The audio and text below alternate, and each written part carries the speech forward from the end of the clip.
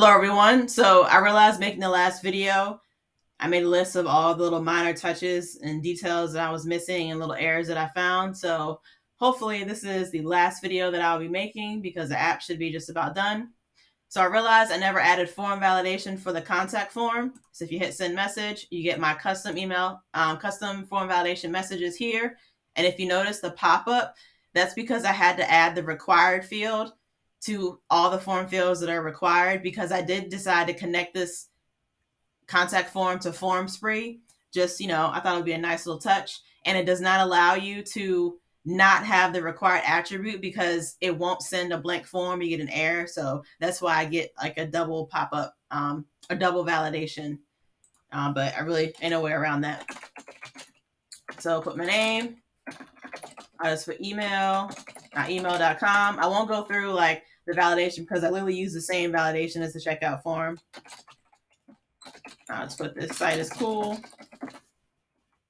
And if the validation checks passes for every form field, it goes ahead and sends a message.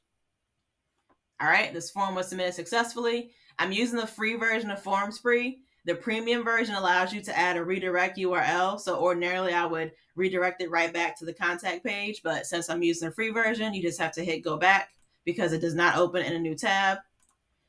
So hit go back and you notice when you submit the form, I clear the form out, basically reset the form. So it's just like you never typed the message. Another thing I added is, here, I'll just add like some random numbers. I added a 404 page. I used, I'm trying to think. This is an SVG. I don't know why I can't think of the website that I use, but it allows you to add the hex code for whatever color you want. And that's how I was able to get it to match my site perfectly. And so it just says, oops, look like you took a wrong turn.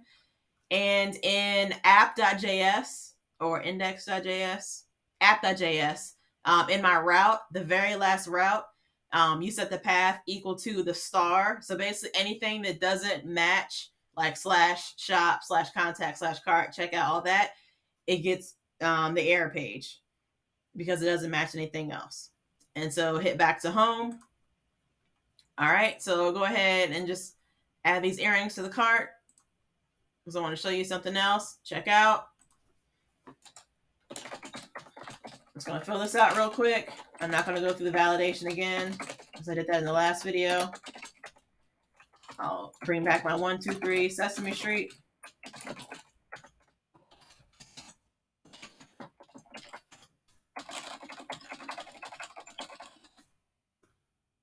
All right, add date, review order, and pay attention to email is email@email.com. So when you hit pay now, I fixed it. So the email now shows up on the confirmation page because it was blank in the last video. So I decided because this is a whole nother page, it has no ties to the checkout page. And it's not a situation where you can pass the state down as a prop. So I decided to add just the email to the cart context.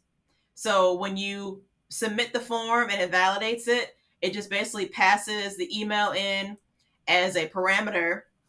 And then I dispatch it out to my reducer, which just changes the state value equal to whatever the user typed in the email. And this will stay up to date. It keeps running every time you type it, basically. So if it's not valid and you have to keep typing it, this is going to update to the most current value.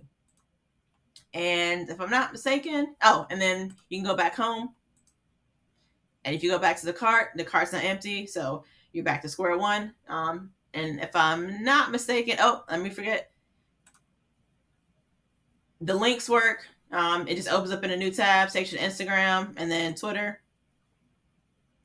Takes you to Twitter. And I think that's it. Thank you for watching. I hope you enjoyed watching all the videos in my playlist as I pretty much brought this project to life. I've been working on this for about a month now, so it's cool to be finally done with it, and I hope you enjoyed it.